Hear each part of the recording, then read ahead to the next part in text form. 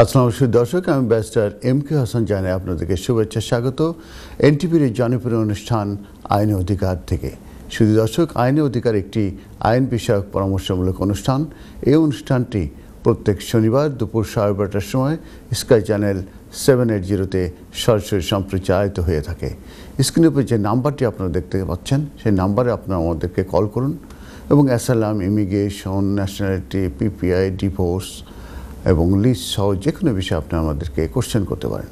Question করবার সময় একটি বিষয়ে সবসময় সতর্ক থাকবেন, আপনাদের টিভির ভলিউমটি আপনারা মিউট করে দেবেন এবং আমাদের সঙ্গে সরাসরি কথা বলবেন, তাহলে আমরা আপনাদের কথা শুনতে পাবো এবং আপনাদের প্রশ্নগুলোর উত্তর দিতে পারবো। সে দর্শক, বরাবরের মতো আমি আপডেট আপনাদেরকে প্রথমে দিয়ে থাকি, সেই আপডেট এখন আপনাদেরকে দিব। একটা খুবই ইম্পর্ট্যান্ট একটা আপডেট এসেছে।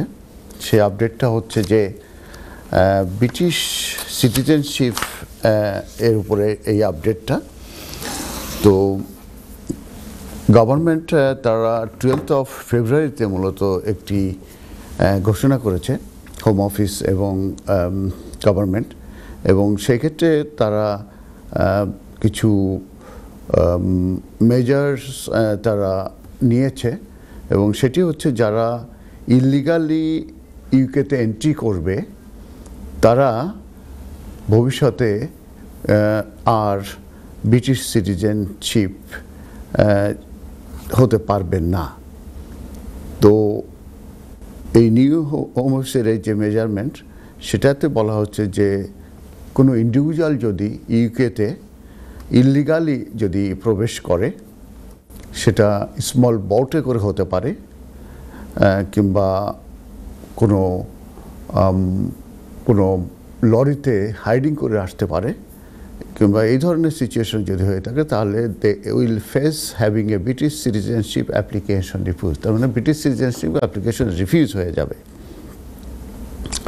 তো এটার ইমপ্লিকেশন অলরেডি হয়ে গেছে, সেটা আমি বলছি।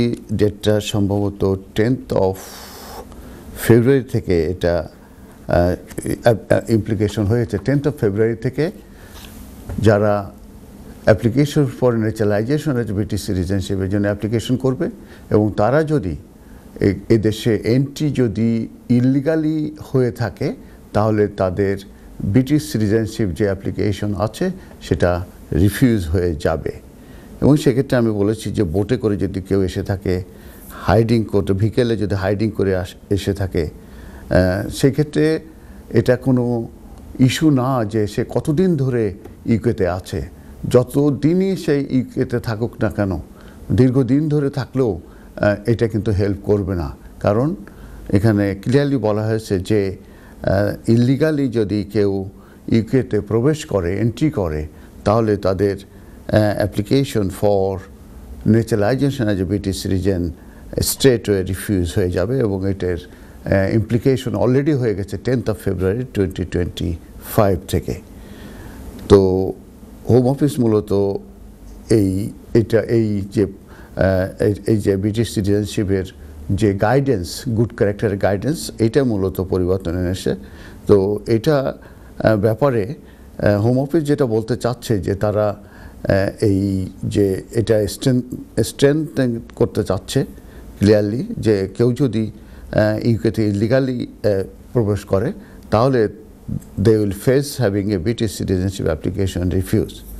কিন্তু এই ব্যাপারে রিফিউজি কাউন্সিল বলে একটা অর্গানাইজেশন আছে, এবং লেবার এমপি যিনি স্টেলা ক্রেসি, উনি এটার কন্ডেম করেছেন এবং বলেছেন যে এর অর্থ যে রিফিউজি হিসাবে যারা আসবে এদেশে, তারা for ever remain second class, তারা সেকেন্ড ক্লাস সিটিজেন হিসাবে তারা এদেশে সারা জীবন ধরে থাকবে। তো এই যে পরিবর্তন, যে গুড ক্যারেক্টারের ব্যাপারে যেটা বলা হয়েছে, সেটার মূলত যে এটা ক্লারিফিকেশন হিসাবে গাইডেন্সে, আমি যেটা বলছি এটা কিন্তু গাইডেন্সে চেঞ্জ হয়েছে, যে যারা those who will be applying for citizenship. তো এখানে যেটা বলা হচ্ছে যে 10 ফেব্রুয়ারি থেকে যারা প্রিভিয়াসলি এই ইউকেতে প্রবেশ করেছে without required valid entry clearance, তাদের ভ্যালিড এন্ট্রি ক্লিয়ারেন্স নাই কিংবা ইলেকট্রনিক ট্রাভেল অথরাইজেশন নাই, এবং তারা ডেঞ্জারাস জার্নি মূলত তারা ফলো করেছে যখন তারা ইউকেতে প্রবেশ করেছে। তো এই ধরনের যারা আছে তাদের যে অ্যাপ্লিকেশন সেটা রিফিউজ হয়ে যাবে। আর ডেঞ্জারাস জার্নি বলতে যেটা বোঝানো হচ্ছে travelling by small boat or concealed in a vehicle or other conveyance. হ্যাঁ, কলার আছে, কল। হ্যালো কলার, আসসালামু আলাইকুম। হ্যালো হ্যালো কলার, শুনতে পান? ওয়ালাইকুম আসসালাম।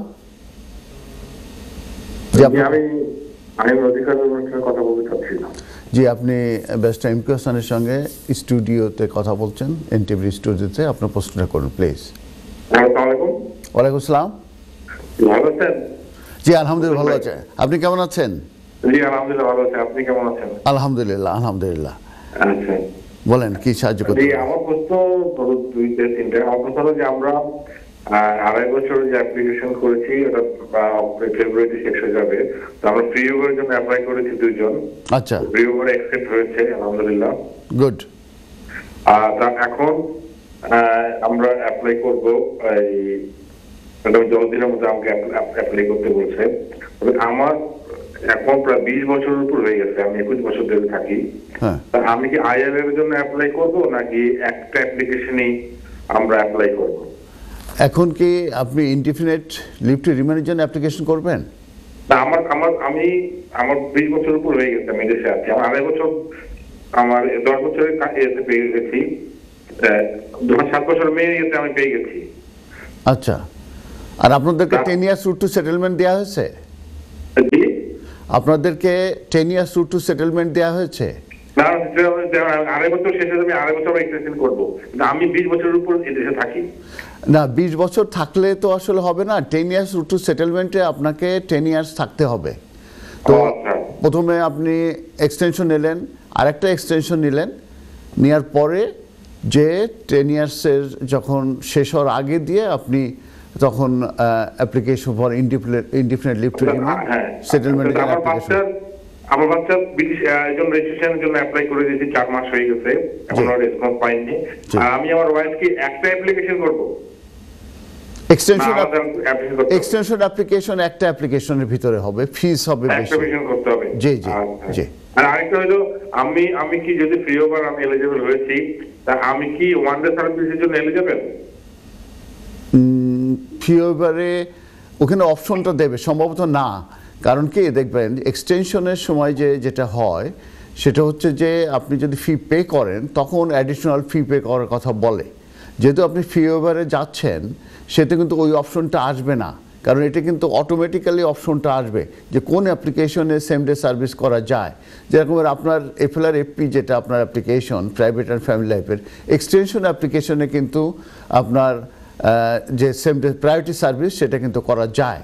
তা এখন আপনার যেটা করতে হবে, যখন আপনি অ্যাপ্লিকেশন যখন করবেন, করে যখন ওই কোডটা দিবেন, সেই কোডটা দেওয়ার পরে আপনি দেখবেন যে আপনাকে ওই অপশনটা দিচ্ছে কিনা যে আপনি আপগ্রেড করে আপনি অ্যাপ্লিকেশনটা করতে পারবেন কিনা।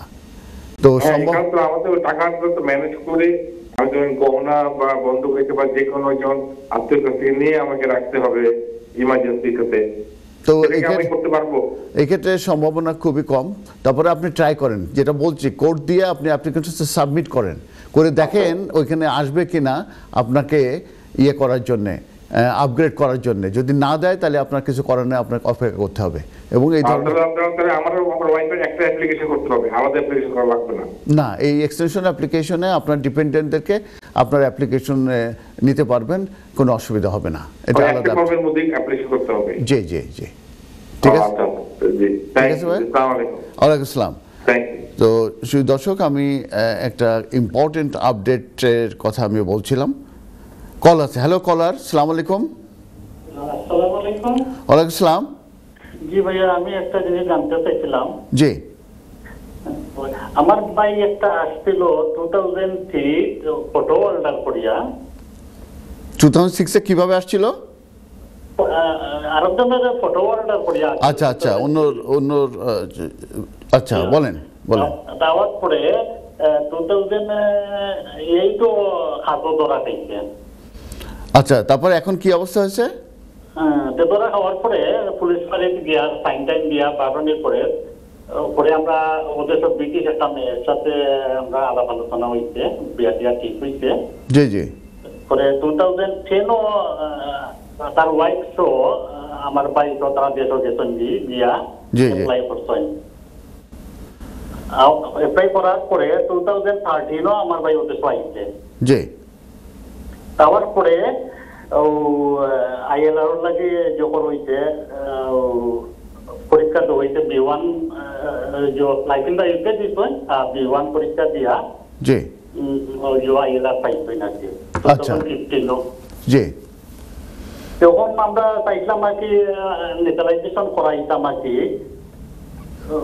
তাহলে উনি কিভাবে এই দেশে উনি যখন এন্ট্রি করেন উনি কি কোনো ভ্যালিড পাসপোর্ট ভ্যালিড ভিসা নিয়ে এন্ট্রি করেছিলেন? তা তো ওয়াই হাম দেখাইল নিয়ে ওইটা তার ওয়াইতে কাম করছেন করিয়া তোমার দেশনে এন্ট্রি পাই আইছেন। ওকে, তাহলে তো উনি তো naturalisation as a British citizen application করতে পারবে। তা আপনার প্রশ্নটা কি? আমরা প্রশ্নটা হইল যে সময় ন্যাচারালাইজেশন করার লাগে ওখানে আগে যে B1 আর লাইসেন্সটা ইকে ও সার্টিফিকেটে ওই বনি ওটা জানতাম তাই না। উনি কতদিন আগে করেছেন? যদি আগে কোনো B1 করে থাকেন, হ্যাঁ ওইটা তো আইএলআর সময় যদি করে থাকেন তাহলে তো ওইটা তো ওনার তো আছেই। লাইফ ইন্ডিকেটর টেস্ট তো একবার পাস করলে সারা জীবনের জন্য এটা থাকে। আর B1টা যদি আপনি আগে ইউজ করে থাকে সাকসেস হয়ে থাকে অ্যাপ্লিকেশনে তাহলে তো আর নতুন করে দরকার নেই। উনি ন্যাচারালাইজেশন ব্রিটিশ সিটিজেন অ্যাপ্লিকেশন করতে পারবে। আর ওনার একটা প্লান্টি দিছি যে ওদের আওয়াজ পরে 5 বছরের ভিতরে টাইম যে করতে পারতো না, ব্রিটিশ পাসপোর্টও লাগে অ্যাপ্লাই করতে পারতো না। টাইম তো আইসেন 13 তো অনেক টাইম হয়ে গেছে। 16 পাইছেন টাইম, 15 লাস্টে পাইছেন আইলা। ওনার ওয়াইফ তো ব্রিটিশ না? Wife British. তো যারা স্পাউস অফ ব্রিটিশ সিটিজেন তাদের রেসিডেন্সিয়াল কোয়ালিফিকেশন হচ্ছে 3 ইয়ার্স আর অন্যান্যদের কিন্তু 5 ইয়ার্স। তা উনি তো বলছেন যে দেশে অনেক আগে থেকে আছেন, তো ওনার তো 5 ইয়ার্সও হয়ে গেছে 3 ইয়ার্সও হয়ে গেছে। অতএব উনি তো অ্যাপ্লিকেশন করতে পারবে। উনি eligible for making an application for naturalisation যে ব্রিটিশ সিটিজেন। এবং আপনি যেটা বলছেন যে আগে ওনার তো লাইফ ইন্ডিকেটর টেস্ট উনি তো পাস করেছেন, ওটা তো উনি ইউজ করতে পারবে। বিয়ন্ডটা এখন দেখতে হবে, বিয়ন্ডটা দেখতে হবে যে আগে যে প্রোভাইডার ছিল সেই প্রোভাইডার এখন আছে কিনা। কারণ এর ভিতরে কিন্তু অনেক চেঞ্জ আসছে। এখন মাত্র 5টা প্রোভাইডার, যেরকম ট্রিনিটি কলেজ, তারপর IELTS, তারপরে এরকমের 5টা মাত্র প্রোভাইডার আছে। এখন ওই সার্টিফিকেটটা কারা দিয়েছিল, কোন কাদের আন্ডারে সে পাস করেছিল এটির উপর নির্ভর করবে। সেফ সাইডের জন্য আমার মনে হয় তাহলে ওই সার্টিফিকেটের কাজ হবে না।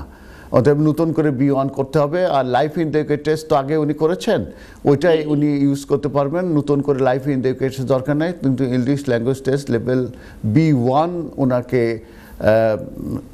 বসতে হবে এবং ওনাকে পাস করতে হবে। এই সার্টিফিকেটটা যখন অ্যাপ্লিকেশন করবে তখন ওই নাম্বারটা দিতে হবে। আমরা গত সপ্তাহে সলিসিটারের কাছে গেছিলাম, পাকিস্তানি সলিসিটার। তো উনি বললেন যে এটা একবার ইউজ হয়েছে, এটা হবে যদি ওই প্রোভাইডাররা এখনো যদি জানতো থাকে, মানে এই 5 জনের ভিতরে যদি থাকে তাহলে হবে, তাহলে হবে না। না, এ 5 জন না, এটা আমরা জানছি এখন এটা স্টপ করে দিচ্ছি। জি, এখন দুইটা হতে পারে। আপনি যদি এটা ছাড়া করেন ওরা এটা চাইবে যে না আমরা এই সার্টিফিকেট অ্যাকসেপ্ট করছি না, তোমরা আবার পরীক্ষা দিয়ে পাস করো। তখন তো পাসপোর্ট তো ওদের কাছে থাকবে, তখন তো আপনারা ঝামেলায় পড়ে যাবেন। যে কারণে কারণ যখন আপনি বায়োমেট্রিক দেবেন পাসপোর্ট কিন্তু সব জমা দিতে হবে। তো যে কারণে আমার মনে হয় যে B1টা আপনারা করে ফেলতে পারেন। ঠিক আছে?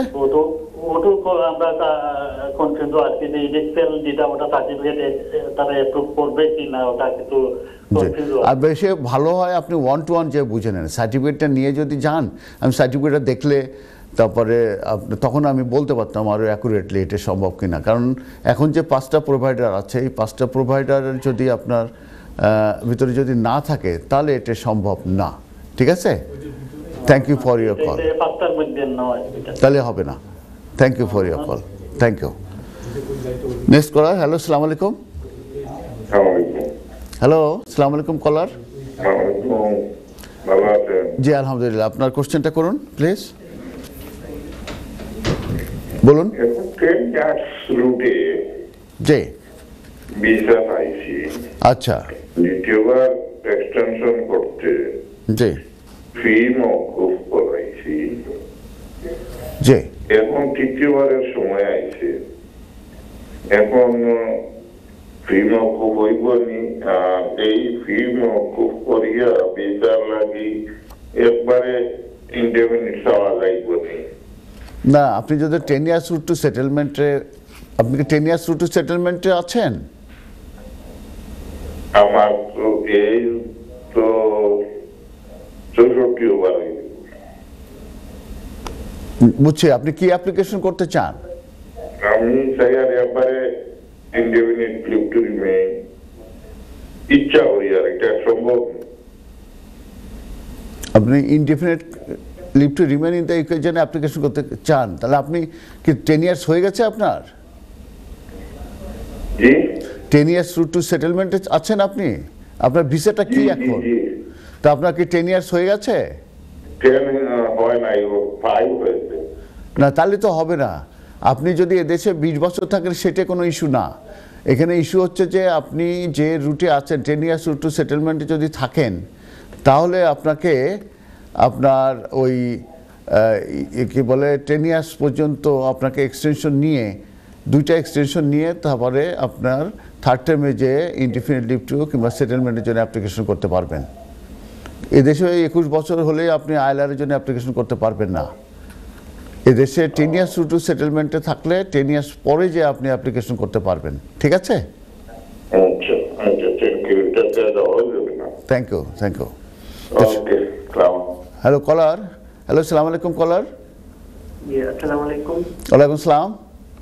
জি কামরুল ভাই, আমার একটা প্রশ্ন ছিল। জি প্লিজ বলুন। এই প্রশ্নটা হচ্ছে, এই দেশে যারা রাজনৈতিক অ্যাসাইলাম করে প্রত্যাখ্যাত, তো বর্তমানে যাদের মডার্ন স্লেভারির পজিটিভ কনক্লুসিভ গ্রাউন্ড ডিসিশন আছে, তো তারা কি এখন পার্টিকুলার সোশ্যাল গ্রুপে প্রোটেকশন চেয়ে ফার্দার সাবমিশন করতে পারবে? এখন 2টা অ্যাপ্লিকেশন তো আসলে অ্যাকসেপ্ট করে না ওরা, কারণ মডার্ন অলরেডি জি জি প্রত্যাখ্যাত হয়ে যেটা অলরেডি সেটা ফিনিশ হয়ে গেছে। ও না, তাহলে করলে আপনি আবার নতুন গ্রাউন্ড হলে আপনি করতে পারবেন। পার্টিকুলার সোশ্যাল গ্রুপে তো আপনি যেতে পারবেন, কারণ পার্টিকুলার সোশ্যাল গ্রুপটা কি জানেন তো? পার্টিকুলার সোশ্যাল গ্রুপ যেটা ধরেন 1951-এর ইউএন কনভেনশনে 5টা রিজনে অ্যাসাইলাম সিক করা যায়, তার ভিতরে ওয়ান অফ দেম হচ্ছে membership with a particular social group. Membership with a particular social group বলতে বোঝায় যাদের জেন্ডার আইডেন্টিটি প্রবলেম আছে, যেমন গে, লেসবিয়ান কিংবা এই ধরনের।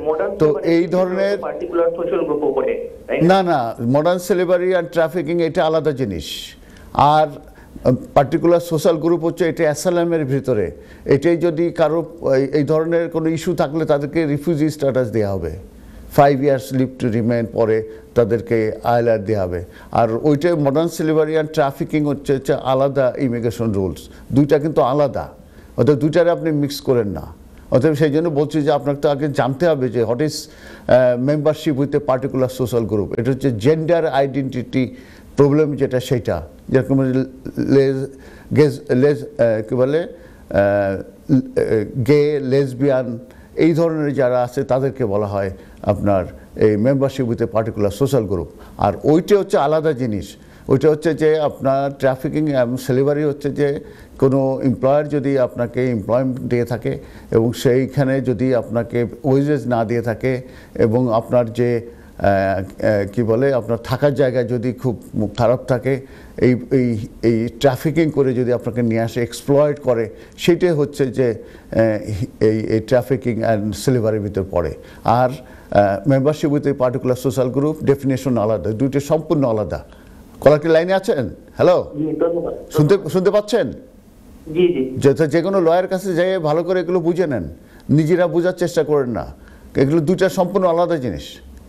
ঠিক আছে? আর কিছু জানতে চান? Thank you. Thank you.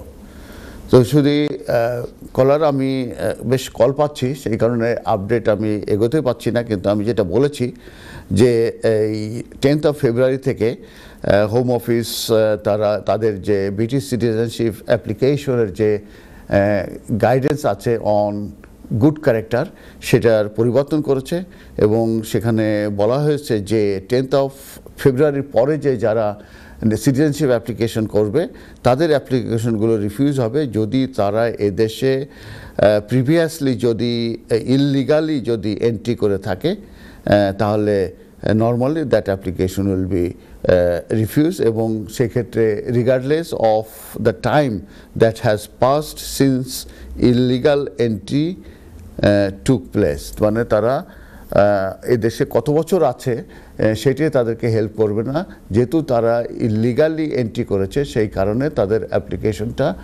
Normally refuse হয়ে যাবে। এটা মূলত তাদের যে গুড ক্যারেক্টার যে গাইডেন্স আছে সেখানে বলা হয়েছে। অতএব এটা যখন তারা অ্যাসেস করবে যে সে ম্যান অফ গুড ক্যারেক্টার কিনা, যদি সে ইললিগালি এন্ট্রি করে থাকে তাহলে তাদের অ্যাপ্লিকেশনগুলো রিফিউজ হয়ে যাবে, এবং সেখানে বলা আছে। অতএব এখানে প্রথম যেটা আসছে, without require valid entry clearance নিয়ে যদি প্রিভিয়াসলি কেউ আসে, মানে without a required valid entry clearance নিয়ে যদি কেউ আসে, ইলেকট্রনিক ট্রাভেল অথরাইজেশন ছাড়া যদি কেউ আসে, এবং যদি ডেঞ্জারাস জার্নি করে যদি এদেশে আসে, তাহলে নর্মালি তাদের অ্যাপ্লিকেশনগুলো রিফিউজ হবে। এবং ডেঞ্জারাস জার্নি বলতে যেটা বোঝা হয়েছে সেটা হচ্ছে যে travelling by small boat or concealed in a ভিকেলের ভিতরে তারা যদি পালিয়ে আসে, অর আদার কনভিনিয়েন্স বলা হয়েছে। তবে এটা প্রিভিয়াসলি 10 ইয়ার্স ছিল, যদি কেউ ইললিগালি যদি এন্ট্রি করতো 10 ইয়ার্স পর্যন্ত তাদেরকে ওয়েট করে তারপরে তার অ্যাপ্লিকেশন করতে পারতো। পরে যে এটা আবার চেঞ্জ করে সেটাও মূলত তুলে দেওয়া হয়েছিল যে এখানে কেউ যদি ইললিগালি এন্ট্রি করে তারা অ্যাপ্লিকেশন বা সিটিজেনশিপ তাদের সাকসেস হতো। কিন্তু এখন 10th of February থেকে যারা এই ইললিগালি এন্ট্রি করেছে ইউকেতে, তাদের British citizenship application straight refuse হয়ে যাবে। তো রিফিউজি কাউন্সিল এস্টিমেট করেছে যে এই যে গাইডেন্স যেটা চেঞ্জ হয়েছে 10th of February 2025 থেকে, এইটার কারণে এটা প্রিভেন্ট করবে অ্যাটলিস্ট 71,000 রিফিউজি যারা মূলত যারা মূলত রিফিউজি স্ট্যাটাস পেয়েছে, যেহেতু তারা এই দেশে ইলিগালি এন্ট্রি করেছে, they will not be able to obtaining British citizenship. তো এটা একটা সিরিয়াস একটা চেঞ্জ আমি বলবো। এটা বলছিলাম যে কেউ যদি এদেশে ইলিগালি এন্ট্রি করে থাকে এবং ডেঞ্জারাস জার্নি যদি তারা করে থাকে, লাইক বোট কিংবা হাইডিং ইন এ ভেহিকেল, তাহলে তাদের ব্রিটিশ সিটিজেনের অ্যাপ্লিকেশন স্ট্রেট রিফিউজ হয়ে যাবে। এই আপডেটটা আমি বলেছিলাম, এবং 10th of February 2025 থেকে মূলত এটা কার্যকরী হয়েছে। এরপরে যে আপডেটটা দেব, কল আছে। হ্যালো কলার, আসসালামু আলাইকুম। কলার, হ্যালো কলার, হ্যালো কলার, হ্যালো হ্যালো, হ্যাঁ আসসালামু আলাইকুম। আসসালামু হ্যাঁ আসসালামু আলাইকুম, শুনতে পান? হ্যালো ভাই, আমার একটা কোয়েশ্চেন আছে। জি জি বলুন। আমার রিসেন্টলি আমার ভূমি সব কেস আছে অ্যাপ্লিকেশন, তো এটা রিফিউজ করছে। তো রিফিউজ করার পরে তারা আপিল দিতে পারে, এটা আমার বিষয় না। আমার বিষয়টা আমার মেয়ের একটা পেন্ডিং কেস আছে, তো এখনো এটা ডিসাইড করছে না, তাহলে এটা কি হইতে পারে? আরেকবার বলুন, আমি ক্যাচ করতে পারছি না। আপনার মেয়ের কি বিষয় আছেন উনি? জি বলুন। আমার মেয়ের ইয়েটা ছিল যে মা ডিপেন্ডেন্ট হিসাবে, মা ওয়ার্কার স্কিল ওয়ার্কারে আছেন, স্কিল ওয়ার্কার বিষয়। জি জি। তো মা ডিপেন্ডেন্ট হিসাবে আমার মেয়ের অ্যাপ্লিকেশন করছিলাম, যে কিন্তু ওরা এখনো দেয় নাই। 2 উইক বলে, এখন ওরা 6 মান্থ রেখেছে। তো আপনার মেয়ে কি এখানে? জি জি, ওই দেশে জন্ম হয়েছে। ওকে, তাহলে আপনি বলছেন যে আপনি এদেশে ওয়ার্ক পারমিটে আছেন এবং আপনার ওয়াইফ হচ্ছে এদেশে আপনার ডিপেন্ডেন্ট ওয়ার্ক পারমিট হোল্ডারের, জি না তবে আমার ওয়াইফ হলো স্কিল ওয়ার্কার ভিসা। আপনার ওয়াইফ মেন অ্যাপ্লিক্যান্ট, লিড আমি বিদেশে অবাধে, তো আমার একটা অ্যাপ্লিকেশন আছে হিউম্যান রাইটস আউথর রুল। জি, এর আগে আমার মেয়ের মা ডিপেন্ডেন্ট হিসাবে মেয়ের লাগে অ্যাপ্লাই করছিলাম, জি জি, তখন তারা একটা হোল্ড করছে আমার লাগি, বাট আমার একটা রিভিউজ করছে, বাট স্টিল আমার মেয়ের কোনো ডিসিশন দিতে না এটা। ওকে ওকে, যেহেতু আপনার মেয়ে এখানে জন্ম, সে তো আসলে ওভারস্টে হয় না, অতএব তার ডিপেন্ডেন্টের যে অ্যাপ্লিকেশন হওয়ার সেই অ্যাপ্লিকেশনটা তারা সময় নিচ্ছে, 6 মাস হয়ে গেছে। আমার মনে হয় আপনি চেঞ্জ আপ করতে পারেন, তাদেরকে চেঞ্জ আপ করতে পারেন, কারণ আপনারটা রিফিউজ হয়েছে, কারণ আপনারটা ডিপেন্ডেন্ট হওয়া ভেরি ভেরি ডিফিকাল্ট। যেহেতু আপনি এখানে ওভারস্টে হয়ে গেছেন, অতএব আপনাকে ডিপেন্ডেন্সির যে অ্যাপ্লিকেশন সেটা আসলে সাকসেস হবে না। এবং আপনি বলছেন অ্যাপেল রাইট দিচ্ছে, যে তো আপনি অ্যাপেলে যেয়ে দেখেন সম্ভব হয় কিনা, সেটাও ভেরি ভেরি ডিফিকাল্ট। কিন্তু আপনার বাচ্চা যেতে দেশে জন্ম নিয়েছে এবং সে তো ওভারস্টে হয় না, কেউ জন্ম নিলে সে কখনোই ওভারস্টে হয় না, অতএব সে ডিপেন্ডেন্ট হওয়ার জন্য অ্যাপ্লিকেশন করেছে। তো এই অ্যাপ্লিকেশনটা কনসিডারেশনের জন্য সময় নিচ্ছে। আপনি তাদেরকে ইমেল করুন, কিংবা ওদের কমপ্লেন প্রসিজার আছে অনলাইনে, সেটা করতে পারেন, কিংবা এমপির কাছে যেতে পারেন, তাহলে এটার একটা কুইক ডিসিশন হতে পারে। ঠিক আছে ভাইয়া? Next caller. হ্যালো, আসসালামু আলাইকুম। আসসালামু আলাইকুম। ওয়ালাইকুম আসসালাম। জি স্যার, আমার একটা প্রশ্ন আপনাদের কাছে। জি, প্লিজ বলুন। আমি অ্যাপ্লিকেশন করছিলাম আজ 6 মাস হয়ে গেছে, বাট 1.5 মাস বাদে আমার পাসপোর্টটা এসেছিল, আমি পাসপোর্ট দিয়েছি, বাট এখন পর্যন্ত আমার কোনো রিজাল্ট দিচ্ছে না। আমি কতদিন আর বাস এইটা পারি? আপনি আইলার অ্যাপ্লিকেশনটা করেছেন কি 10 ইয়ার্স লফুল রেসিডেন্স নাকি? 10 ইয়ার্স লফুল রেসিডেন্সটা অনেক সময় ভেরিফিকেশন করে দেখে। আপনার পাসপোর্টটা ওরা নিয়েছে? যে নিয়েছে 3 মাস আগে। ওকে, কারণ উচিত ছিল আপনার সঙ্গে সঙ্গে দিয়ে দেয়া, কারণ আমি সঙ্গে সঙ্গে দিছি, সাথে সাথে দিছি। ওকে, কিন্তু আপনি বলছেন 3 মাস হয়েছে আপনার অ্যাপ্লিকেশনটা পেন্ডিং। 6 মাস হয়ে গেছে। 6 মাস হয়ে গেছে। 6 মাস হয়ে গেছে না? আপনি যখন বায়োমেট্রিক দিচ্ছেন সেখান থেকে কয় মাস হয়েছে? সেখান থেকে 5 মাস 17 দিন। হ্যাঁ, তাহলে তো এনাফ টাইম হয়ে গেছে। তো আমার মনে হয় যে আপনি ওদেরকে চেঞ্জ আপ করতে পারেন, কারণ এই ধরনের অ্যাপ্লিকেশন এই 6 মাসের ভিতরে সাধারণত ডিসিশনটা দিয়ে দেয়। আপনি আর 1 মাস অপেক্ষা করতে পারেন, অথবা এখন থেকে আপনারা লেখালেখি করতে পারেন। শেফিল্ডে একটা অ্যাড্রেস আছে, ওখানে আপনারা লিখতে পারেন। আর যদি মনে করেন যে না, আপনি আর একটু তাড়া আছে, তাহলে আপনার যদি হলিডেতে যাওয়া লাগে সেটা রিজনিং দেখাতে পারেন, কিংবা আপনার যদি কেউ আত্মীয়স্বজন যে অসুস্থ থাকে সেটা সেই ধরনের যদি কোনো সিচুয়েশন থাকে, তাহলে এগুলো এভিডেন্স দিয়ে আপনারা এক্সপেডিট করার জন্য আপনারা লিখতে পারেন। না, একটা প্রবলেম হচ্ছে যে আমার তো যেখানে আমি কাজ করি ওই জায়গায় তো employer right of the work, right to work code দেখতে চায়, বাট ওইটা তো দেখাচ্ছে না অনলাইনে। এটা দেখানোর প্রয়োজন নাই, কারণ হচ্ছে যে আপনার যখন অ্যাপ্লিকেশন পেন্ডিং আছে, ওই যে এমপ্লয়ার্স রাইট টু চেক, ওটা একটা ইমেল আছে, সেটা একটা ফর্ম আছে, ওটা কমপ্লিট করে দিলে ওর ইমেলে ওটা জানায় দেয়। আমার যে এমপ্লয়ি ছিল একজন, তার অ্যাপ্লিকেশন পেন্ডিং ছিল, তো এইভাবে ওরা সঙ্গে সঙ্গে আনসার দিয়ে বলে দেয় যে তার পারমিশন আছে কিনা, কিন্তু শেয়ার কোড আর কাজ করে না আপনার ভিসা শেষ হয়ে গেলে। অতএব আপনার এইভাবেও এমপ্লয়াররা কিন্তু শেয়ার কোড দিয়েও করতে পারে, আবার ডাইরেক্ট ওরা এমপ্লয়ার চেকিং যে মাধ্যমে কিন্তু ওরা করে আপনারা কিন্তু নিয়ে আসতে পারবে। এখন এইচআর যারা আছে ওরাদের তো জানার কথা, ঠিক আছে? তো আপনি ওইভাবে করেন আর চেঞ্জ আপ করেন। চেঞ্জ আপ করলে আমার মনে হয় যে ডিসিশনটা এসে যাবে। ঠিক আছে ভাইয়া? আচ্ছা, ঠিক আছে, থ্যাংক ইউ। Thank you. ওয়ালাইকুম আসসালাম। তো শুধু দর্শক, আমরা কল নিচ্ছি, অনেক কল আসছে, এবং আপনারা মনে রাখবেন যে আপনাদের কলই কিন্তু আমাদের এই অনুষ্ঠানের সার্থকতা। আপনারা কল করবেন এবং আমাদের যে স্ক্রিনের উপর যে নাম্বারটা আছে সেই নাম্বারে আপনারা কল করবেন। এখন আমি আপডেটে চলে যাব। আরেকটা ইম্পর্টেন্ট আপডেট দেব, সেটা হচ্ছে যে স্কিল ওয়ার্কারে যারা আছেন তাদের যে সাপ্লিমেন্টারি কিংবা যে সেকেন্ডারি যে এমপ্লয়মেন্ট আছে, এটার উপরে আমি একটা আপডেট দিতে চাই। তো এটা মূলত প্রথম চেঞ্জ আসছিল 4 এপ্রিল 2024-এ, তো এবং পরবর্তীতে আবার এটার উপরে এই ফাইনালি এই 8 অক্টোবরে এই সাপ্লিমেন্টারি ইসের উপরে আবার একটা ক্লারিফিকেশন করা হয়েছে। সেটা হচ্ছে যে যারা স্কিল ওয়ার্কারে আছেন তারা কিন্তু সাপ্লিমেন্টারি কিংবা সেকেন্ডারি এমপ্লয়মেন্ট নিতে পারেন, কিন্তু প্রথম যে জবটা আছে সেটা কিন্তু আপনাদের কন্টিনিউ করতে হবে।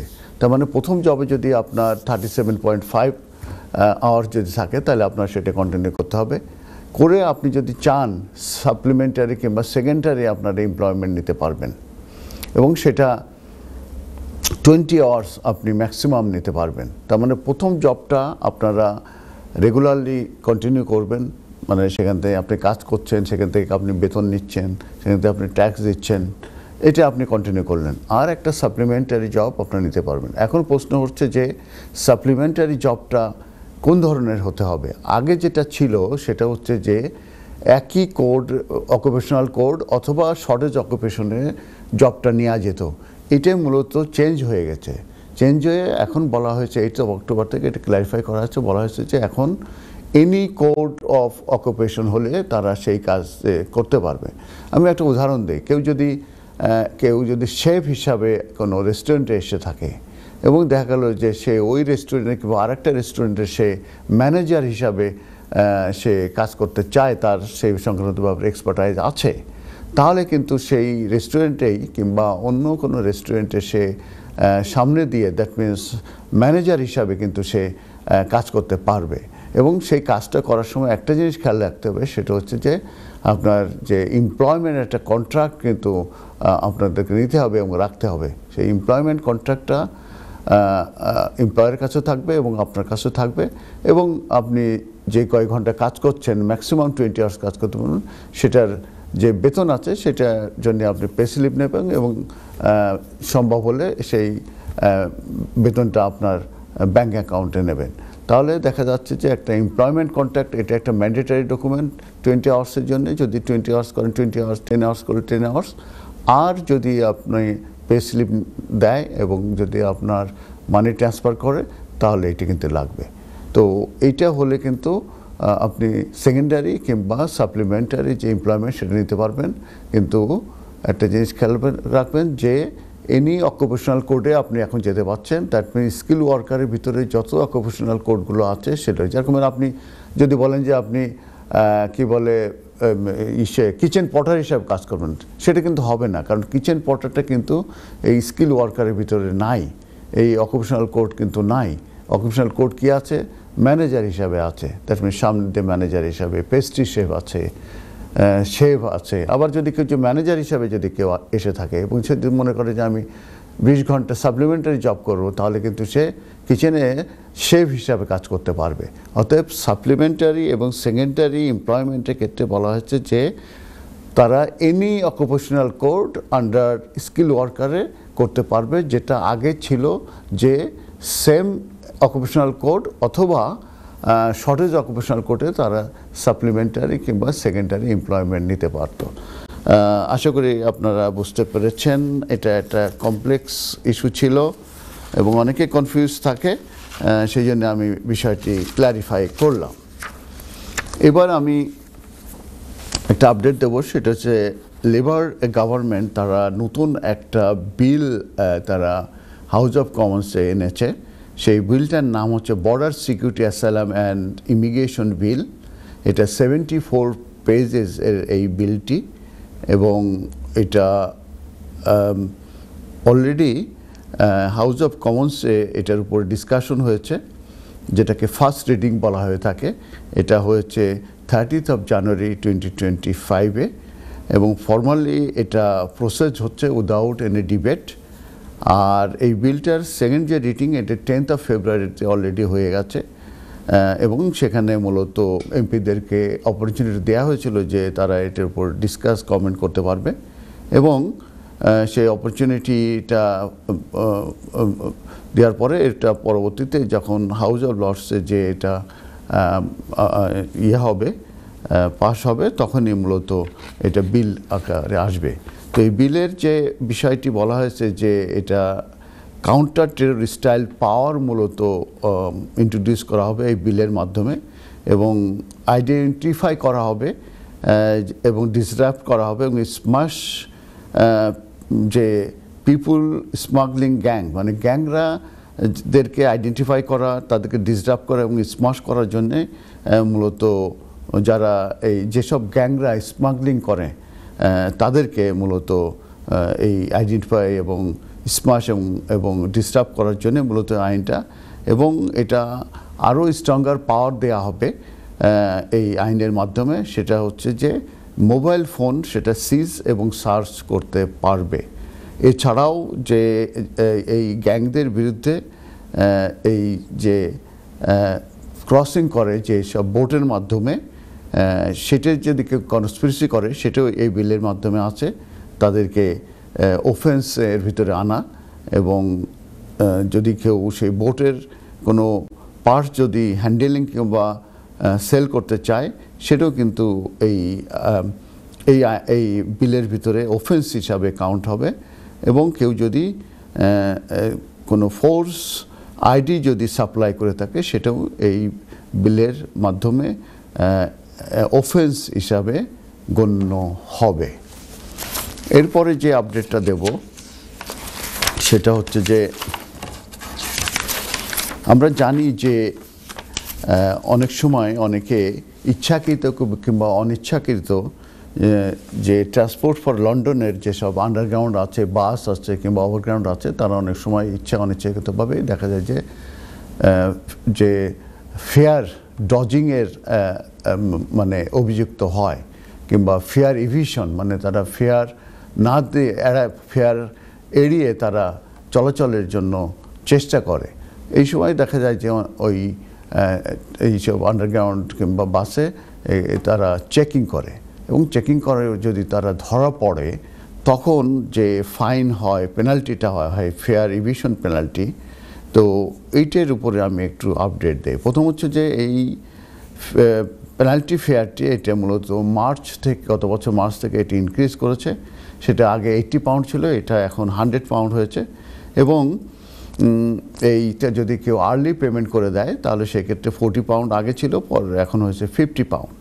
তো এখন আমাদের যে মেয়র সাদিক খান উনি বলছেন যে এটা ইনক্রিজ করার পরিপ্রেক্ষিতে মূলত এই ধরনের যে অফেন্স সেটা আগে থেকে কমে গেছে বলে তারা দাবি করছে।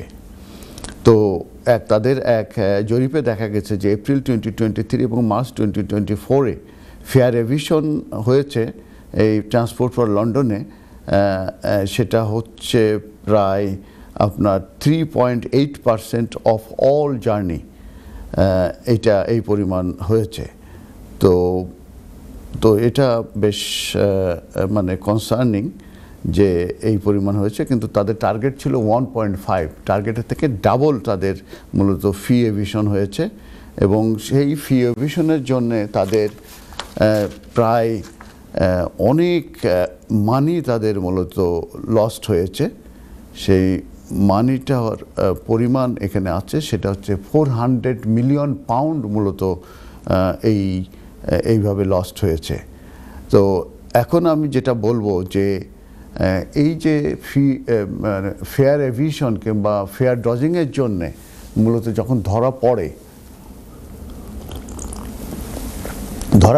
পড়ে যদি দুই রকম হতে পারে। একটা হচ্ছে ইনস্ট্যান্টলি তাদেরকে একটা ফেয়ার পেনাল্টি ফেয়ার দিতে পারে, এবং পরবর্তীতে তারা সেটা কিন্তু পে করে দিতে পারে। এটা কিন্তু তেমন কোনো কনসার্ন নেই, কোনো সমস্যা হবে না। কারণ আমরা জানি কেউ স্টুডেন্ট হিসাবে আছে, কেউ স্কিল ওয়ার্কার আছে, স্পাউস হিসাবে আছে, এবং অনেকে পরবর্তীতে ব্রিটিশ সিটিজেন জন্য অ্যাপ্লিকেশন করবে। গুড ক্যারেক্টার কিন্তু একটা বিশাল ব্যাপার থাকে। ইভেন যে কোনো অ্যাপ্লিকেশনে সুইটেবিলিটি টেস্ট কিন্তু থাকে। তো যে কারণে সবাই আপনারা কেয়ারফুল থাকেন। সেই কারণে আমি মূলত এটা শেয়ার করছি। তো এখন যদি ফাইন দিয়ে দেয়, পেনাল্টি ফেয়ার যদি সঙ্গে সঙ্গে নোটিশ দিয়ে দেয়, তাহলে ওটা পে করে দিলে আর কোনো ঝামেলা থাকে না। কিন্তু যদি কোর্টে নিয়ে যায়, এবং তখন কিন্তু কোশ্চেন থাকে যে guilty pleading are not guilty pleading. Not guilty pleading করলে যেটা সমস্যা, যে আপনি যদি নট গিলটি প্লিডিং করেন এবং কোর্টে যদি যাওয়ার পরে যদি আপনি কোর্ট থেকে অর্ডার দেয় এটা পে করার জন্য, that will be criminal conviction, এবং সেটা কিন্তু আপনার সুইটেবিলিটি যে টেস্ট আছে সেখানে কিন্তু এটা প্রবলেম হতে পারে। এটা অ্যাপ্লিকেশন হতে পারে, ন্যাচারালাইজেশন বিটি সিটিজেন হতে পারে, আইএলআর হতে পারে। অতএব আপনি নট গিলটি করলেন কোর্ট থেকে, আপনি নোটিশ পাওয়ার পরে, এবং দেখা গেলো যে আপনি ডিফেন্স নেওয়ার পরে আপনি হেরে গেলেন এবং কোর্ট থেকে অর্ডার দিল, তখন কিন্তু এটা আপনার ক্রিমিনাল কনভিকশনের ভিতরে চলে গেল। আবার যদি কোর্ট থেকে যদি আপনি বললো যে গিলটি অর নট গিলটি, এক্ষেত্রেও কিন্তু ভেরি কেয়ারফুল থাকবেন। আপনি তো গিলটিও যদি বলেন তাহলে তো এক ধরনের রেকর্ডই হয়ে গেল। তবে যেহেতু আপনি চ্যালেঞ্জ করছেন না, সেক্ষেত্রে হয়তো এক্ষেত্রে তেমন সমস্যা নাও হতে পারে, কিন্তু চ্যালেঞ্জ করে হেরে গেলে কিন্তু এটা ক্রিমিনাল কনভিকশন গেল। তবে এই ধরনের কোর্টের মাধ্যমে যে কোনো অর্ডারই হোক, সেগুলো কিন্তু আপনারা এই যে ন্যাচারালাইজেশন ব্রিটিশ সিটিজেন বলেন, কিংবা indefinite leave to remain in the UK বলেন, কিংবা এক্সটেনশন অর বিগ বলেন, এইসব কিন্তু আপনারা এগুলো ডিসক্লোজ করবেন। কারণ ডিসক্লোজ করলে দেখা গেলো যে এগুলো কোনো ইস্যু হলো না, কিন্তু ডিসক্লোজ না করলে তখন কিন্তু এগুলো ইস্যু হতে পারে, যেটা ডিসক্লোজ করা উচিত ছিল। তো সেই ক্ষেত্রে আপনারা মিটিগেশন দিয়ে আপনারা ডিসক্লোজ করলে সাধারণত এটা সমস্যা হয় না। অতএব আপনারা এটা ডিসক্লোজ করবেন। আর যেটা বলেছি, নট গিলটি বলার পরে যদি আপনি গিলটি হন এবং কোর্ট থেকে যদি অর্ডার হয়, তাহলে কিন্তু এটা ক্রিমিনাল কনভিকশনের ভিতরে পড়বে। এরপরে আমি যে আরেকটি আমি দিচ্ছি, আপডেট দিচ্ছি যে হাইকোর্ট থেকে একটা হাইকোর্ট থেকে আপহোল্ড করেছে একটি অ্যাওয়ার্ড। সেই অ্যাওয়ার্ডের পরিমাণ হচ্ছে 98,757 পাউন্ড, এবং সেটা হচ্ছে ড্যামেজ টু রিফিউজি। তার মানে একজন রিফিউজি, সে মূলত তাকে আনলফুলি ডিটেনশনে রাখা হয়েছিল, এবং সেই ডিটেনশনের বিরুদ্ধে সে চ্যালেঞ্জ করেছিল, এবং সেটার পক্ষে মূলত রায় পায় এবং আপার ট্রাইব্যুনাল থেকে, এবং সেটা বিরুদ্ধে মূলত হোম অফিস হাইকোর্টে যায়। কিন্তু হাইকোর্ট তাদের যে অ্যাপিল সেটা ডিসমিস করে দেয়, বরঞ্চ আপার ট্রাইব্যুনালে যে জাজমেন্টটা এই ড্যামেজের যে 98,757 এইটাই মূলত আপহেল্ড করে। তো এখানে আমি একটু ডিটেলস বলি। আসলে যে হাইকোর্ট ডিসমিস করেছে একটি অ্যাপিল যেটা করা হয়েছিল বাই দ্য হোম সেক্রেটারি, এবং সেটা ছিল against an award of damage. সেটা অ্যাওয়ার্ড অফ ড্যামেজ মূলত দেওয়া হয়েছিল to a refugee status, that mean যে অ্যাসাইলাম সিক করেছিল, করার পরে রিফিউজি হয়েছিল, এবং সেটা ইন দ্য অ্যামাউন্ট অফ 98,756.04, এবং in respect of her unlawful detention, তার যে আনলফুল ডিটেনশনে রাখার পরিপ্রেক্ষিতে, এবং breach of article 8 relating to the delay in granting her starter. তার যে স্টার্টার ছিল সেটা দিতে দেরি করাও এর ভিতরে ছিল। তার মানে দুইটা ছিল, একটা হচ্ছে যে আনলফুল ডিটেনশন এবং breach of article 8 relating to the delay in granting her status. তো আমি একটু ফ্যাক্টসে যাই। একজন পাকিস্তানি মহিলা, উনি দেশে আসেন 2004-এ এবং অবরেস্টে হন। পরবর্তীতে উনি অ্যাসাইলাম সিক করেন, এবং ওনার অ্যাসাইলামটা রিফিউজ হয়ে যায় মার্চ 2015-এ, এবং ওনার ক্লেম সার্টিফাইড হয়, এবং ওনাকে অ্যাপিল রাইট দেওয়া হয় না।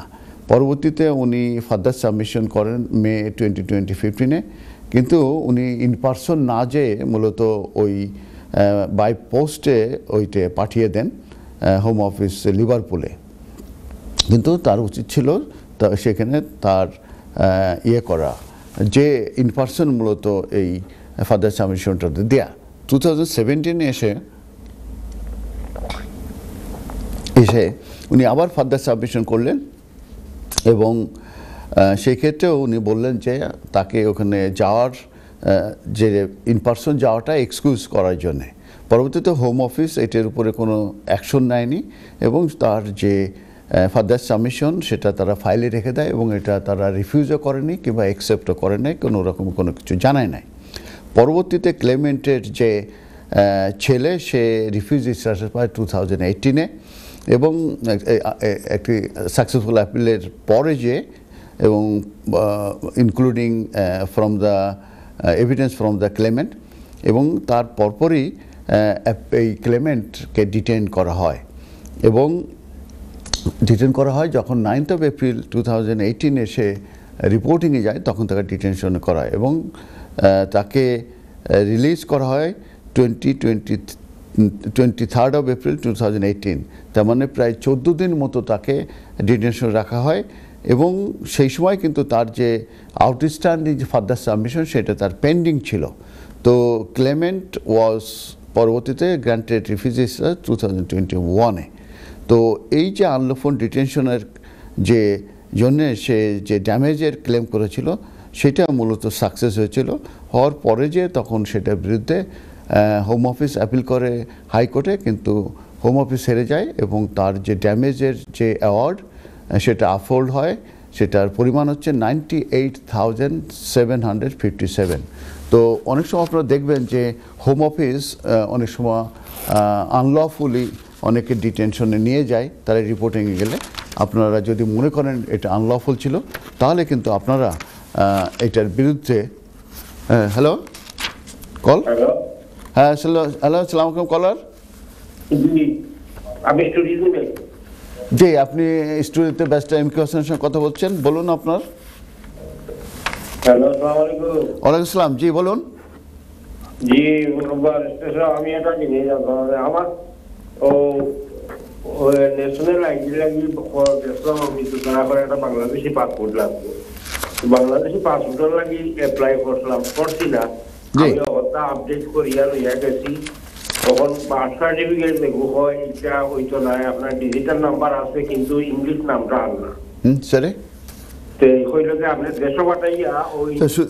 দর্শক আপনি লাইনে থাকেন, আপনার প্রশ্নের উত্তর নেব আমি, কিন্তু আমাদেরকে একটি কমার্শিয়াল ব্রেকে যেতে হচ্ছে। কমার্শিয়াল ব্রেকের পরে আবারও দেখা হচ্ছে, আমাদের সঙ্গে থাকুন। আপনি লাইন থাকেন, আপনি লাইন থাকেন, আপনি লাইন থাকেন। হ্যাঁ আমি নিচ্ছি, আপনার প্রশ্ন নিচ্ছি, আপনি লাইন থাকেন। দর্শক আমি অনেক কল নিয়েছিলাম এবং আপডেট দিচ্ছিলাম। এখন যে আপডেটটা দেব সেটা হচ্ছে যে মিনিমাম ইনকাম রিকোয়ারমেন্টসের উপরে আপডেট। আমরা জানি যে 11th of March 2024-এ minimum income requirements for spouse visa কিংবা ফ্যামিলি ভিসার ক্ষেত্রে সেটা 18,600 থেকে বেড়ে এটা 29,000 করা হয়। এটা গত কনজারভেটিভ গভর্নমেন্টের আমলে। পরবর্তীতে পরবর্তীতে তখনই ঘোষণা দেওয়া হয় যে পরবর্তীতে 38,700 হবে এই ফ্যামিলি ভিসার জন্য মিনিমাম ইনকাম রিকোয়ারমেন্টস স্যাটিসফাই করতে গেলে। পরবর্তীতে লেবার গভর্নমেন্ট আসার পরে তারা ঘোষণা করে যে তারা এই যে 38,700 ইনক্রিজ এটাকে পোস্টপোন করছে, হোল্ড করছে এবং 29,000ই থাকবে। এবং তারা ম্যাক যে মাইগ্রেশন অ্যাডভাইজারি কমিটি আছে তাদেরকে অ্যাসাইন করে, বলে যে তারা এটার উপর রিভিউ করবে, রিভিউ করে তারা একটা রিপোর্ট পেশ করবে। তো রিসেন্টলি আমরা জানতে পেরেছি যে ম্যাক এটার উপরে কনসালটেশন করে এবং সেই কনসালটেশনটিতে প্রায় 2,000 ইন্ডিভিজুয়াল মূলত অংশগ্রহণ করে এবং এই কনসালটেশন প্রসেসটা মূলত অনলাইনে একটা কিছু ফর্ম দেওয়া হয় এবং ওখানে কোশ্চেনারি থাকে, ওই কোশ্চেনারিগুলো কমপ্লিট করে পাঠানো হয় এবং ওই 2,000 ইন্ডিভিজুয়াল মূলত এই কনসালটেশনে পার্টিসিপেশন করেছে। তো এর আরেকটু পিছনের দিকে যায় যে এই রিভিউ কিংবা এটা হওয়ার কারণ কি। যখনই 18,600 থেকে 11th of April 2024-এ 29,000 হয়ে যায় এবং বলা হয় যে তারপরে যে আবার এটা 38,700 হবে, তখন প্রায় 100,000 সিগনেচার মূলত জেনারেট করা হয় এবং সেটা মূলত এই পিটিশনটা মূলত এই হাউস অফ কমন্সে পাঠানো হয় যে এটির উপরে মূলত ডিবেট হওয়া উচিত কিংবা এটির উপরে কিছু করা উচিত। সেই কারণেই মূলত ম্যাককে অ্যাসাইন করা হয় যে তারা এটার উপরে একটা রিপোর্ট দেবে এবং এটা 2,000 যে রেসপন্স তারা পেয়েছে, that means consultation form individual যারা তারা কমপ্লিট করতে তাদেরকে পাঠিয়েছে, এটা কিন্তু একটা রেকর্ড সংখ্যক এই একটি ইন্ডিপেন্ডেন্স বডির যে কনসালটেশনের ক্ষেত্রে। তো সেই ক্ষেত্রে এই যে রিপোর্ট এটা মূলত আসবে এই সামারে। সেই সামারের রিপোর্টটা পাওয়ার পরে এই হোম অফিস কিংবা গভর্নমেন্ট সেই রিপোর্টটা মূলত রিভিউ করবে এবং রিভিউ করার পরে যে তারা ডিসিশন নেবে যে এই মিনিমাম ইনকাম রিকোয়ারমেন্টস যেটা আছে সেটা কি 29,000 হবে কিংবা এর থেকে কমবে কিংবা 38,700 হবে কি না। তো এটা এখনও রিপোর্টটা আমরা পাই না, কিন্তু এটার উপরে মূলত ম্যাক বলেছে যে তারা এটা করছে এবং এটা সামারে এটা মূলত হোম অফিস এবং গভর্নমেন্টকে তারা হ্যান্ড ওভার করবে এবং তারা মূলত এটার উপর ডিসিশন নেবে। তারা এটা অ্যাসিস্ট করে যে কোনো ইমিগ্রেশন ব্যাপারে, তাদেরকে দায়িত্ব দিলে যে রিভিউ করে কারেক্টলি একটা সাজেশন কিংবা ওপিনিয়ন তারা দেয়, সেটা কিন্তু ম্যান্ডেটরি না, কিন্তু বেশিরভাগ ক্ষেত্রে কিন্তু হোম অফিস কিন্তু গভর্নমেন্ট সেটা অ্যাকসেপ্ট করে। এবং তারা যখন এটা অ্যাকসেপ্ট মানে যখন তারা রিভিউ করে গভর্নমেন্টকে বা তখন তারা দেখে যে balance as part of a fair manage and control migration সিস্টেমের উপরে তারা মূলত ইম্পর্টেন্স দিয়ে থাকে। তো এটা একটা ইম্পর্টেন্ট। আর আরেকটা জিনিস ইম্পর্টেন্ট যে right two family life is a qualified right, and the family immigration rules including the MIR carefully balance that right against the legitimate aim of protecting the economic well-being of the UK, expecting family migrants and their sponsor to the financial independence is reasonable to both them and the taxpayer. মানে এটা খুব reasonable হতে হবে যে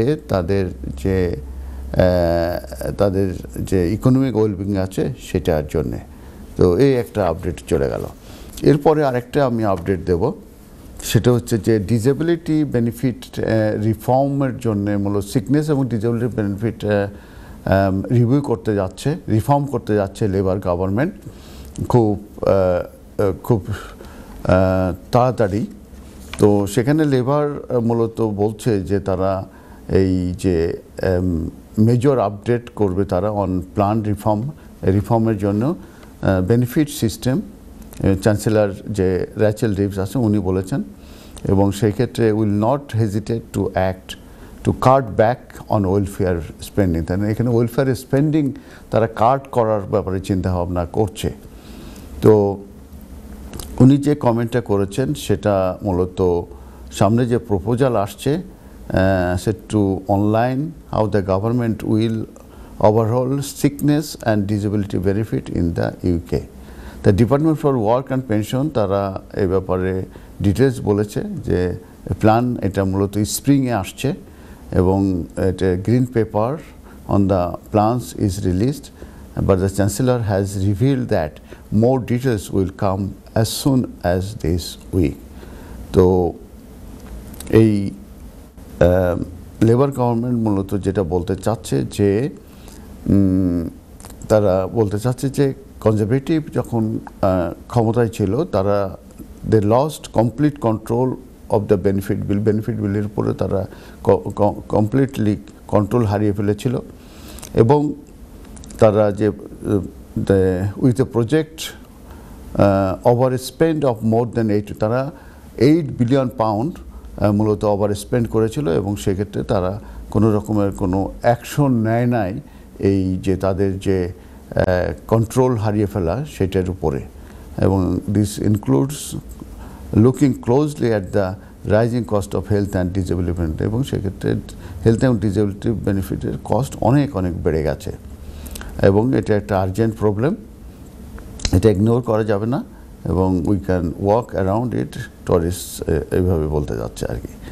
আর chancellor এটাও বলতে চাচ্ছে তার স্পেসে বলেছে যে boost economic growth with changes to pension and news on the possible Heathrow extension rumour. আর এই প্ল্যান সম্পর্কে focus largely on disability benefits with aims to bring down the number of the people. তার মানে তারা number of the people কমাতে চাচ্ছে, এবং দে আর নাও 3.7 million people of working age receiving health related support, 1.2 billion more than, এবং labour argue করছে যে 56.4 billion to spend on this benefit for working age adults in 2024 and 25. The working age adult তারাও এটার মূলত নিচ্ছে, সেটাই মূলত তাদের কনসার্ন। এবং তারা যেটা করতে যাচ্ছে এখনকার যে রিফর্মে, সেটা মূলত তারা যে অ্যাসেসমেন্ট এটার উপরে রিফর্ম করবে এবং এই অ্যাসেসমেন্ট রিফর্ম করার পরিপ্রেক্ষিতে তারা 1.3 বিলিয়ন পাউন্ড তারা সেভ করবে এই থ্রু দ্য অ্যাসেসমেন্ট রিফর্মস। আর তারা এস্টিমেট করছে যে আন্ডার দিস প্ল্যান যে 450,000 তারা fewer people would have qualified for health related benefit. তার মানে 455,000 পিপুল তারা মূলত কম পাবে, মানে তারা তাদেরকে কমিয়ে ফেলবে। আর আরেকটা আপডেট সেটা আমি বলেছি যে 17th of January 2025-এ হোম অফিস তারা অ্যানাউন্স করেছে যে যারা এই ইউ যারা প্রি সেটেল স্ট্যাটাস আছে আন্ডার ইউ সেটেলমেন্ট স্কিমে, তারা সেটেল স্ট্যাটাসে পেয়ে যাবে অটোমেটিক্যালি। এটাই অ্যানাউন্স করেছে মূলত। এই নতুন সিস্টেমটাই ইন্ট্রোডিউস করছে যে অটোমেটিক্যালি কনভার্ট করবে eligible you settlement scheme pre settle status holders to settle status, এবং সেক্ষেত্রে without recurring a new application, তাদের নতুন করে অ্যাপ্লিকেশন করার প্রয়োজন নাই। এবং এটা জানুয়ারি থেকে অলরেডি শুরু হয়ে গেছে। এবং first group of settle status holders being inform, তাদেরকে মূলত ইমেলের মাধ্যমে জানানো হবে স্ট্যাটাস, যাদের স্ট্যাটাস মূলত এক্সপায়ার করে যাচ্ছে। এবং ইনিশিয়েটিভ নেওয়া হবে যে এটা এক্সপ্যান্ড করবে ইন 2025-এ অলরেডি, এবং ইনক্লুড মোর এলিজিবল ইন্ডিভিজুয়াল। এবং হোম অফিস মূলত রিভিউ করবে নেক্সট স্টেপ ফর কেসেস এবং প্রিসেটেল স্ট্যাটাস হোল্ডার্স যারা no longer meet the necessary condition with further update to follow. Currently presettle status holder তাদেরকে মূলত apply করতে হয় to the EU settlement scheme after 5 years of UK residence to gain settle status. তো এই মুহূর্তে 5.7 million পিপুল তারা মূলত এটা মূলত তারা এই সেটেল স্ট্যাটাস তারা মূলত পেয়ে থাকে। তো এটা ইন কনক্লুশন বলি যে presettle status is limited leave to remain usually granted if the applicant has been resident in the UK 5 বছর থাকলে তারা মূলত পেয়ে থাকে। কিন্তু নতুন আইনের জায়গায় তাদেরকে আর এটা করবে না। তাদের হোম অফিস তাদের যে ডেটা আছে ডেটা দেখে তারা মূলত কন্ট্যাক্ট করবে এবং অটোমেটিক্যালি তাদেরকে সেটেল স্ট্যাটাস দেওয়া হবে। তবে এটাও বলা হয়েছে যে কেউ যদি সেটেল স্ট্যাটাসের জন্য অ্যাপ্লিকেশন করতে চায় কিন্তু তারা করতে পারবে, এই ক্ষেত্রে কিন্তু কোনো রেস্ট্রিকশন নাই। অতএব এটা হোম অফিস অটোমেটিক্যালি তারা এটা করবে এবং তাদের যে ডেটা আছে সেটি ডেটা ভিতর দিয়ে তারা বের করার চেষ্টা করবে। এরপরে আরেকটি বিষয় নিয়ে আলোচনা করব, সেটা হচ্ছে যে যারা স্কিল ওয়ার্কারে আছেন তারা যদি তাদের ডিপেন্ডেন্টদেরকে আনতে চান এন্টি ক্লিয়ারেন্স নিয়ে, কিংবা যারা ডিপেন্ডেন্ট এখানে আছে তাদেরকে মূলত কিভাবে তাদের ডিপেন্ডেন্ট হিসাবে নেওয়া যায়। তবে এখানে একটা জিনিস বলা যায়, কেয়ারার ওয়ার্কার ভিসায় আছে যারা এবং সিনিয়র কেয়ার ওয়ার্কার ভিসা, তারা কিন্তু এপ্রিলের পরে যে কিন্তু তারা আর তাদের ডিপেন্ডেন্ট আনতে পারবেন না কিংবা ডিপেন্ডেন্ট সুইচ করতে পারবে না। সেক্ষেত্রে তার আগে যারা এসেছেন তাদের ক্ষেত্রে এটা প্রযোজ্য হবে। কিন্তু নতুন যারা অ্যাপ্লিকেশন করবেন কিংবা নতুন এই আইনের পরে যারা এসেছেন তারা কিন্তু করতে পারবেন না। তো এটা মূলত স্কিল ওয়ার্কারদের যে ডিপেন্ডেন্ট আছে তারা তাদের ডিপেন্ডেন্টকে কীভাবে আনবে সেটাই নিয়ে আমি একটু বলে দিই। তা ডিপেন্ডেন্ট বলতে কী বোঝায়? ডিপেন্ডেন্ট বলতে wife, civil partner, unmarried partner এবং আন্ডার এজ চিলড্রেন 18 নিচে হলে তারা মূলত ডিপেন্ডেন্ট হিসাবে তারা আসতে পারবে। এখানে তাদেরকে রিলেশনশিপটা প্রমাণ করতে হবে। যদি ওয়াইফ হয়ে থাকে তাহলে তো ম্যারেজ সার্টিফিকেট লাগবে, চিলড্রেন হলে সেক্ষেত্রে বার্থ সার্টিফিকেট লাগবে, আর যদি আনম্যারিড পার্টনার হয় তাদেরকে 2 years একসঙ্গে ছিল সেই ধরনের প্রমাণ লাগবে। আর যেটা হচ্ছে যে এই যখন অ্যাপ্লিকেশনটা করবে তাদেরকে মেনটেনেন্স যেটা ফান্ড আছে সেইটাই তাদেরকে দেখানো লাগবে। সেটা 285 ফর পার্টনার, 315 ফর 1 চাইল্ড এবং 200 pound for each additional child. এই মেনটেনেন্সটা মূলত দেখাতে হবে ডিপেন্ডেন্টদের ক্ষেত্রে, যেটা আমরা জানি যে মেন অ্যাপ্লিকেন্টের ক্ষেত্রে 1270 লাগতো, যেহেতু ডিপেন্ডেন্ট আসবে এটা কম, তবে তাদের কস্টে যদি উল্লেখ থাকে যে মেনটেন্যান্স অলরেডি দিবে তাদের যে আছে এমপ্লয়ার, সেক্ষেত্রে কিন্তু তাদের আর এই মেনটেন্যান্স দেখানোর প্রয়োজন নাই। এটা সাধারণত 28 ডেজ তাদেরকে এটা দেখাতে হবে, তাদের ব্যাংকে কিন্তু এই অ্যামাউন্টটা হোল্ড করতে হবে। সো মেনটেন্যান্স একটা ইম্পর্টেন্ট, যে তাদের যে যে এই ফান্ডটা লাগবে। আর অ্যাপ্লিকেশন ফিস কিন্তু এটা আছে, সেটা রেঞ্জ হচ্ছে 719 থেকে 1420, আর 5 ইয়ার্স হলে 1639 হবে, আর হেলথ চার্জ 1035 হবে। অতএব ডিপেন্ডেন্ট আনার জন্য কিন্তু খুব বেশি পরিমাণ ডকুমেন্টের প্রয়োজন নেই, যেটা আমি বলেছি মেনটেন্যান্স যেটা তাদেরকে সাপোর্ট করতে পারবে সেই ফান্ডটা লাগবে। আর যেটা রিলেশনশিপ এবং application processing fees, health charge যেগুলো রাখার লাগবে, কিন্তু ফান্ড কিন্তু লাগবে। আর যদি কস্টে থেকে থাকে সেক্ষেত্রে ফান্ডেরও আর প্রয়োজন নাই। এখন আমি আরেকটা আপডেট দেব, সেটা হচ্ছে যে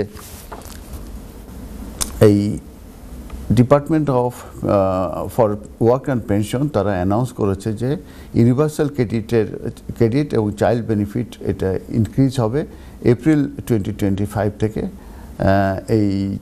এবং যে পার্সোনাল ইন্ডিপেন্ডেন্ট পেমেন্ট আছে সেটাও মূলত চেঞ্জ হবে এপ্রিল 2025 থেকে।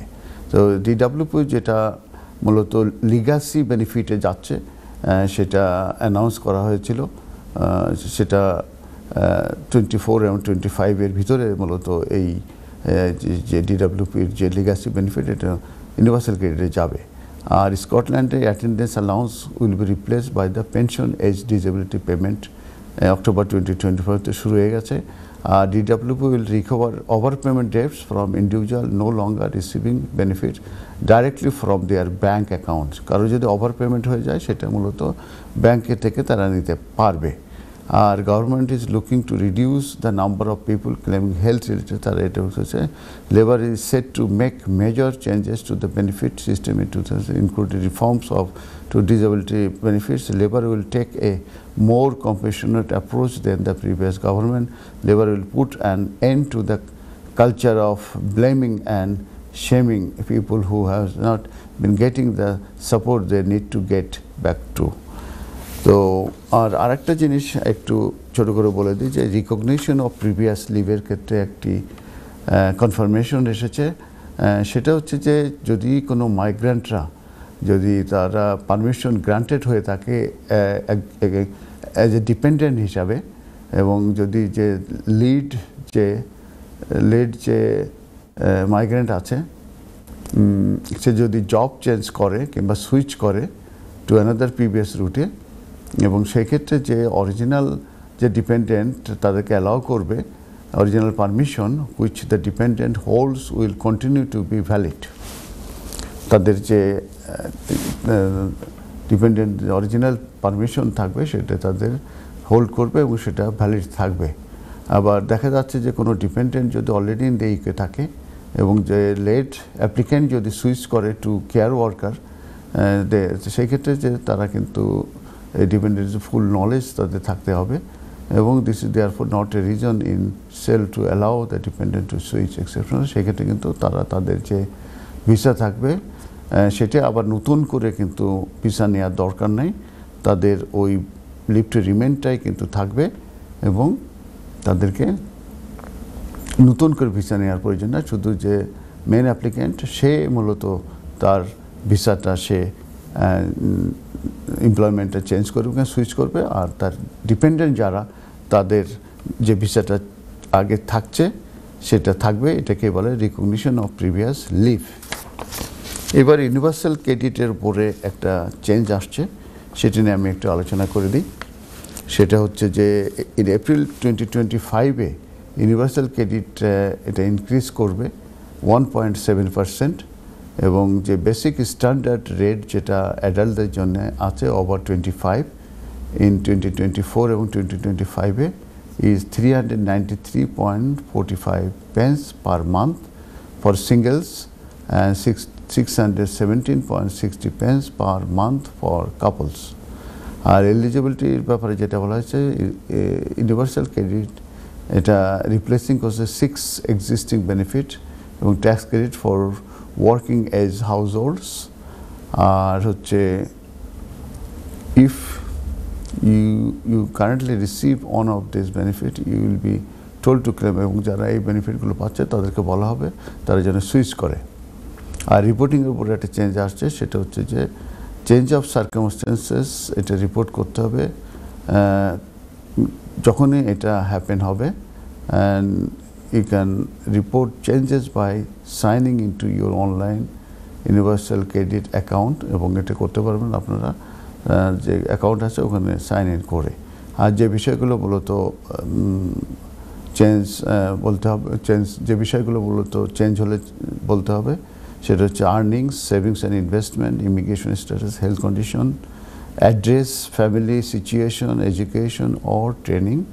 এগুলোর উপরে কোনো চেঞ্জ আসলে আপনারা এটা অবশ্যই অ্যাকাউন্টের মাধ্যমে এটা আপনারা জানাতে হবে। আর ক্লেম প্রসেস যেটা আছে এটা অনেক ইমপ্রুভ হয়েছে to speed up payment times. আর সিটিজেন অ্যাডভাইস এবং citizen advice Scotland offer help to people making application. আর আরেকটা চেঞ্জ আসছে বেনিফিটের উপরে, সেটা হচ্ছে যে ইনফ্লেশন লিঙ্ক যে বেনিফিটগুলো আছে সেগুলোর উপরে মূলত চেঞ্জ আসছে। ডিডাব্লিউপি বেনিফিট এবং HMRC যে বেনিফিট আছে যেটা লিঙ্কড টু ইনফ্লেশন সেটা ইনক্রিজ করে 1.7%। তার ভিতরে স্টেট পেনশন আছে, যে বেসিক এবং new state pension will increase 4.1%। আর চাইল্ড বেনিফিট এটা ইনক্রিজ হবে।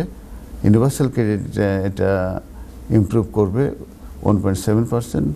পেনশন ক্রেডিট পেমেন্ট ইনক্রিজ হবে 4.1%, এবং এটা গভর্নমেন্ট রেসিপিয়েন্টদেরকে তারা জানাবে, এবং যে changes to their benefits payments before they take place, এটা টেক প্লেস হওয়ার আগে তারা মূলত রেসিপিয়েন্টদেরকে জানাবে। বেনিফিটস এটা affect personal independent payment, employment support allowance এবং job seeker allowance, income support and housing benefit. আর এখানে চেঞ্জের ক্ষেত্রেও যেসব বিষয়গুলো জানানোর কথা সেটা বলেছে income, employment status, education training, living situation, medical condition, immigration status. তো আজকে আমি অনেক আপডেট দিলাম অনেক বিষয় নিয়ে, তারপরেও আমি আরও কিছু আপডেট দিতে থাকি। তো মেন যে আপডেটটা আমি আপনাদেরকে বলেছিলাম সেটা হচ্ছে যে আপনার যারা ইলিগালি এদেশে এন্ট্রি করেছেন, যারা কোনো এন্ট্রি ক্লিয়ারেন্স নিয়ে আসেননি, যারা কোনো বোটে করে এসেছেন কিংবা কোনো আপনার কোনো লরিতে পালিয়ে এসেছেন, কনসিল্ড করে এসেছেন, তাদের যে বিটি সিরিজের অ্যাপ্লিকেশনগুলো এগুলো রিফিউজ হয়ে যাবে। এটা গুড ক্যারেক্টার ভিতরে পড়বে না, এটা ব্যাড ক্যারেক্টার ভিতরে পড়বে। এবং এই যে গুড ক্যারেক্টারের উপরে যে পলিসি গাইডেন্স ব্রিটিশ সিটিজেনশিপের ক্ষেত্রে সেটা মূলত চেঞ্জ হয়ে গেছে, এবং সেই কারণেই এই নতুন আইনটা আসছে, এবং এটা ইমপ্লিকেশন হয়ে গেছে 10th of February 2025 থেকে। এবং এই নতুন যে গাইডেন্স গুড ক্যারেক্টার উপরে, যে যারা ইলিগালি ইউকেতে এন্ট্রি করবে without having any entry clearance এবং তারা ডেঞ্জারাস জার্নি করবে, তাহলেও কিন্তু তাদের এন্ট্রি ক্লিয়ারেন্স, তাদের যে অ্যাপ্লিকেশন ব্রিটিশ সিটিজেনশিপ অ্যাপ্লিকেশনগুলো এটা রিফিউজ হয়ে যাবে। তবে একটি বিষয় যে ইউকে ল অনুযায়ী কিন্তু এইভাবে এন্ট্রিটা একটি অফেন্স, কিন্তু ইন্টারন্যাশনাল ল অনুযায়ী কিন্তু বলা হয়েছে যে রিফিউজি যদি এইভাবে ইলিগালি এন্ট্রি করে তারা সেই ক্ষেত্রে তাদেরকে প্যানালাইজ করা যাবে না, প্যানালাইজ করা উচিত না। এটা কিন্তু ইন্টারন্যাশনাল লতে বলা হয়েছে। এবং এটার জন্য আমি বলেছি 71,000 রিফিউজি স্ট্যাটাস যারা গ্র্যান্ট হয়েছে তারা মূলত রেস্ট্রিক্টেড হবে, প্রিভেন্টেড হবে ফ্রম অবটেনিং ব্রিটিশ সিটিজেন। এবং তারা এদেশে সারা জীবনই ব্রিটিশ পাসপোর্ট ছাড়া এই হিসাবে থাকবে, সেকেন্ড ক্লাস সিটিজেন হিসাবে মূলত তারা এখানে থেকে যাবে। তো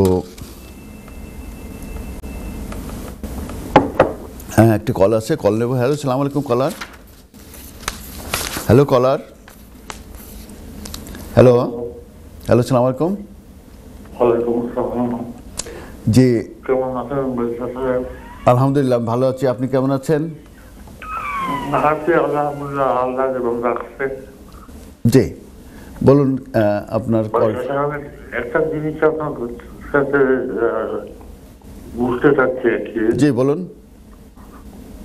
আমার চাচা ছিলেন এই দেশে। কি আবার বলুন? আমার আঙ্কেল ছিলেন এই দেশে। এই দেশে আপনার আঙ্কেল আছেন? আচ্ছা, তারপর? না, উনি মারা গেছে আর কি। আহা, জি আপনি একটু লাইন থাকেন, আমাদের অনুষ্ঠান একেবারে শেষে চলে আসছে।